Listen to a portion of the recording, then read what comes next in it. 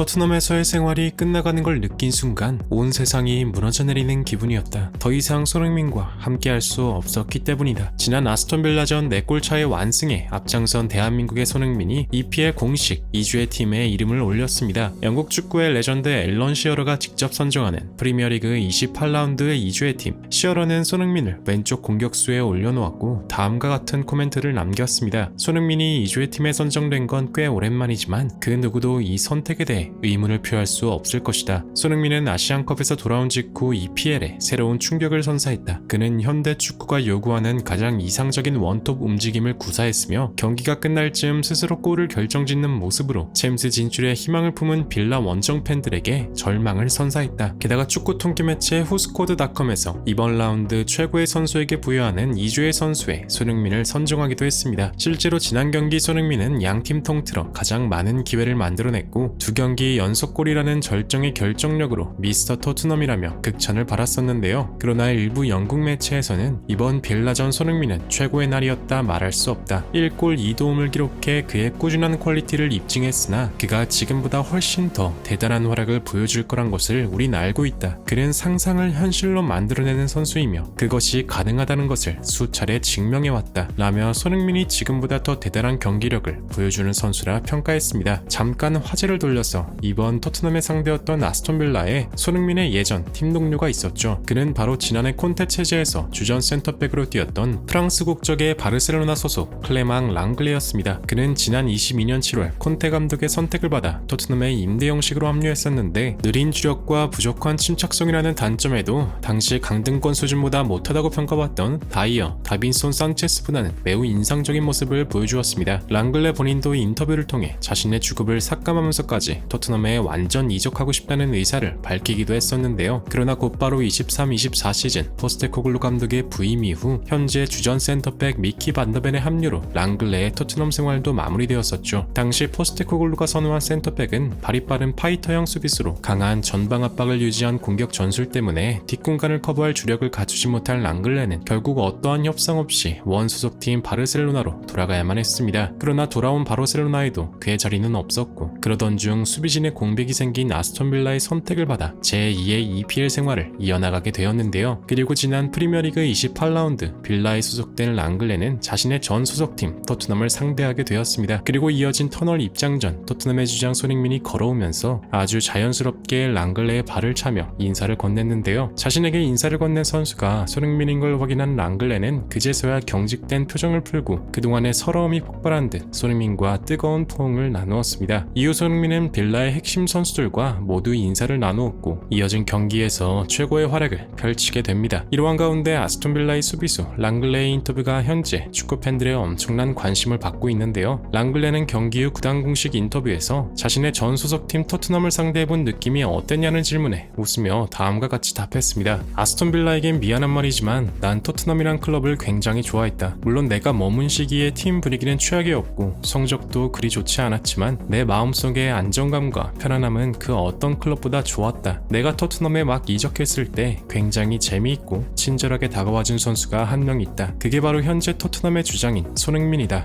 예전에 토트넘에서 챔피언스 리그 경기를 뛰었을 때 손흥민이 상대팀 선수와 충돌해 얼굴에 큰 부상을 입은 적이 있다. 그 당시 손흥민은 엄청난 고통에도 불구하고 끝까지 경기를 뛰려 했다. 손흥민은 그런 선수다. 난 손흥민 같은 선수가 같은 팀원이라는 사실을 자랑스러워했다. 그러나 토트넘에서의 생활이 끝난 것을 알았을 때 세상이 무너져 내리는 기분이었다. 내가 진정으로 바랬던 건 손흥민의 든든한 조력자로 꿈에 그리던 우승 트로피를 들어올리는 것이었다 라며 손흥민을 향해 찬사를 표했습니다. 지난 경기 손흥민은 경기에 입장하고 비가 조금씩 내리는 상황에서 자신 곁에 있던 마스코트 케이지가 춥지 않을까 생각해 곧바로 입고 있던 트레이닝복을 벗어서 입혀주는 모습을 보였는데요. 당시 이러한 모습들을 지켜본 축구 팬들은 손흥민이 우리에게 감동을 주는 이유는 단순히 실력뿐만 아니라 그의 훌륭한 품격에 있어. 손흥민은 토트넘의 엄마 같은 존재야. 그들의 아들들을 먹여 살리고 있지. 손흥민의 일대기를 자세히 보면 그가 힘든 여정을 어떻게 돌파했는지 느낄 수 있어. 위대한 선수지. 손흥민도 항상 좋았던 건 아니었어. 그러나 그는 모든 걸 이겨냈고 이제 토트넘을 이끌어가는 위대한 주장이 되었지. 최근 토트넘의 수비수 에메르송 로얄이 인터뷰를 통해 이런 말을 했습니다. 손흥민은 포르투갈어와 스페인어를 구사하려고 노력해요. 보다 많은 선수들과 소통하기 위해서죠. 그는 나의 친구예요. 그를 그를 정말 좋아해요. 이제 그는 우리 팀의 주장입니다. 주장이 되었으니 엄청난 책임감이 생겼죠. 이제 곧 토트넘은 오늘 17일 풀럼과의 원정 경기를 앞두고 있는데요. 부디 손흥민 선수가 어떠한 부상 없이 지금처럼 멋진 모습으로 훌륭한 결과를 이끌어낼 수 있길 간절히 응원하며 영상 마무리하겠습니다. 진심으로 구독과 좋아요 부탁드리며 시청해주셔서 대단히 감사합니다.